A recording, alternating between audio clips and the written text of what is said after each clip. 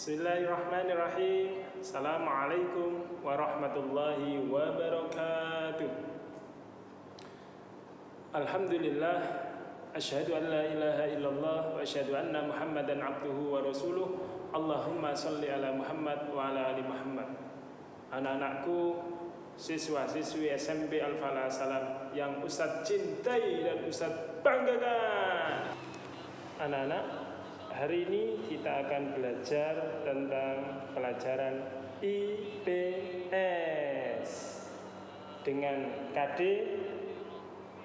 tentang perubahan keruangan dan interaksi antar ruang di Indonesia dan negara-negara ASEAN yang diakibatkan oleh faktor alam dan manusia dan pengaruhnya terhadap keberlangsungan kehidupan ekonomi, sosial, budaya, dan politik. Untuk materi pokoknya adalah interaksi antar negara-negara di ASEAN, khususnya dalam bentuk-bentuk kerjasama ASEAN. Baik anak-anak, selamat menikmati. Baik anak-anak, hari ini kita membahas tentang bentuk-bentuk kerjasama ASEAN. Yang pertama dari bentuk kerjasama ini adalah kerjasama ekonomi. Nah, bentuk kerjasama ekonomi. Kerjasama ekonomi ini ada komite-komite yang mengawasi. Nah, komite-komite yang menghubungkan, komite-komite yang menjabatani. Yang pertama adalah komite keuangan dan perbankan. Kemudian yang kedua adalah komite bahan makanan, pertanian, dan kehutanan. Kemudian ada juga yang ketiga adalah komite industri, mineral, dan energi. Kemudian yang keempat adalah komite perhubungan dan komunikasi. Sedangkan yang terakhir, komite perdagangan dan pariwisata. Komite inilah yang menangani bentuk kerjasama ekonomi di ASEAN. Jadi dikelompokkan dalam 5 ini. Jadi yang keuangan, perbankan, kemudian bahan makanan, pertanian, dan kehutanan. Kemudian yang ketiga adalah komite industri, mineral, dan energi. Kemudian yang keempat adalah komite perhubungan dan komunikasi. Dan yang kelima adalah komite perdagangan dan pariwisata. Kerjasama ekonomi ASEAN dilakukan dalam bentuk proyek. Nah, proyek-proyek kerjasama ekonomi ASEAN ini yang pertama contohnya adalah proyek pabrik urea di Malaysia. Kemudian yang kedua ada juga proyek vaksin di Singapura. Kemudian yang ketiga adalah proyek abu soda di Muang Thai, Thailand. Ada juga proyek industri tembaga di Filipina. Kemudian yang kelima adalah proyek pabrik pupuk urea. Ini amonia di Aceh. Jadi kerjasama ekonomi ASEAN ini dilakukan untuk memakmurkan masyarakat negara-negara di ASEAN. Anak-anak, saat kita hari ini membahas ekonomi ASEAN, maka kita tidak bisa lepas dari trending topik yang saat ini hangat dibicarakan di seluruh ASEAN. Temanya adalah masyarakat ekonomi ASEAN, atau MIA. Jadi masyarakat ekonomi ASEAN. Jadi dibicarakan di seluruh negara ASEAN, terutama Indonesia. Nah, kita kaji dampak positif dan dampak negatifnya ketika ekonomi ASEAN ini diberlakukan. Nah, anak-anak, setidaknya Ustadz akan menunjukkan dampak positifnya. Dampak positifnya, setelah itu kalian coba kaji, kemudian kalian tambahkan atau mungkin juga kalian kritisi nanti apa yang sudah disampaikan oleh Ustaz. Jadi contoh dampak positif dari MIA dalam masyarakat ekonomi ASEAN adalah nanti akan ada kesenjangan pembangunan antar negara yang menurun. Jadi tidak ada negara yang terlalu maju atau tidak ada yang negara yang terlalu sederhana. Jadi akan berimbang pembangunan di masing-masing negara yang saat ini melakukan kerjasama. Contoh dampak positif lain adalah nanti daya saing antar negara di kawasan Asia Tenggara ini akan meningkat.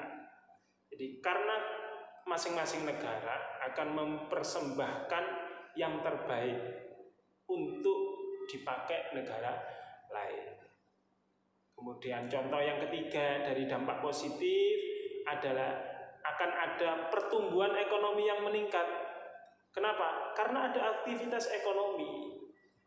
Ya, pertumbuhan ekonominya akan meningkat. Karena pertumbuhan ekonominya meningkat, maka angka kemiskinan juga dapat ditekan.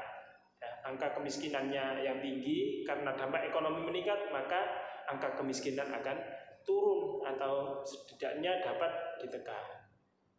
Karena kemiskinan itu kemudian turun, maka standar hidup masyarakat yang ada di negara-negara ASEAN ini akan meningkat. Kenapa meningkat? Karena pendapatan nasional juga ikut meningkat. Jadi pendapatan nasional akan meningkat. Kenapa? Karena masyarakat secara umum, secara global memiliki pekerjaan hasil dari barang-barang yang masuk ke wilayah negaranya masing-masing. Kemudian devisa negara ini juga akan meningkat. Kenapa? Karena ada lalu lintas masuknya barang dari luar negeri. Ya, kalau di Indonesia berarti negara Indonesia devisanya akan meningkat. Kemudian jumlah lapangan pekerjaan juga akan meningkat. Ketika lapangan pekerjaan meningkat, maka secara otomatis kesempatan kerja juga meningkat. Kemudian ada juga dampak positif, yaitu akses ke pasar internasional.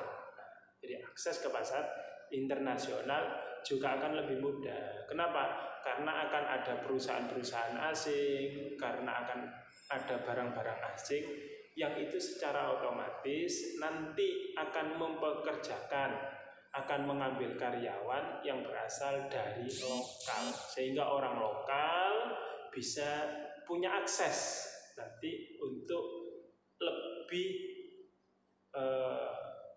ke pasar dunia, ya, ke internasional, khususnya di wilayah ASEAN. Itu contoh dampak positif. Tapi walaupun seperti itu akan ada dampak negatifnya. Contoh dampak negatif, akan ada produk lokal yang kalah bersaing dengan produk impor. Karena barang luar negeri yang masuk itu seleksinya ketat, maka barang yang diproduksi lokal kalau tidak ketat seleksinya atau bikinnya asal-asalan atau tidak berkualitas, maka dia akan kalah bersaing. Ya. Makanya dunia pendidikan hari ini punya peran untuk mengantarkan sukses masyarakat ekonomi ASEAN di Indonesia, ya. Terutama kalian harus berkualitas, ya. Kemudian contoh dampak negatif adalah akan terjadi eksploitasi sumber daya alam. Jadi secara otomatis manusia akan mencari yang terbaik. Ketika mencari yang terbaik, dia akan melakukan tanda petik segala hal untuk mempersembahkan yang terbaik. Sehingga nanti kalau tidak diatur dengan benar aturan-aturannya, ini nanti akan ada eksploitasi sumber daya alam. Ya, kita nanti kawal bersama agar ketika memanfaatkan sumber daya alam ini, eksploitasinya tetap dalam koridor aturan-aturan yang cinta alam, cinta anak cucu kita, cinta masa depan, sehingga alamnya ini masih tetap lestari. Contoh lain dampak negatif adalah akan ada persaingan tenaga kerja yang semakin ketat.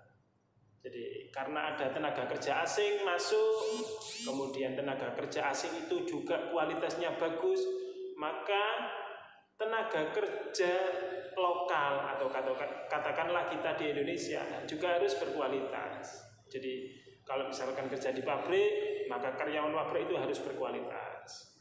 Di level pendidikan juga gitu. Kalau jadi guru, gurunya juga berkualitas. Kalau jadi dokter, dokternya berkualitas. Kalau jadi pilot, katakanlah pilotnya juga harus berkualitas. Sehingga ini nanti memunculkan persaingan tenaga kerja. Ya, persaingan tenaga kerja yang makin meningkat atau makin ketat. Jadi itu contoh dampak negatif MIA atau masyarakat ekonomi Eropa. Demikian materi bentuk-bentuk kerjasama ASEAN. Semoga kalian bisa mengambil hikmah dari materi ini, mampu bersaing level ASEAN, level internasional. Pesan Ustadz, jangan lupa ibadah kalian, sholat 5 waktu, tepat waktu, istiqomah membaca Al-Quran, taati orang tua kalian, taati ustadz-ustadzah kalian. Semoga kalian mendapatkan rizki yang barokah. Ketemu lagi dengan pelajaran IPS bersama Ustadz Ma'ruf SMP Al-Falah Assalam. Assalamualaikum warahmatullahi wabarakatuh.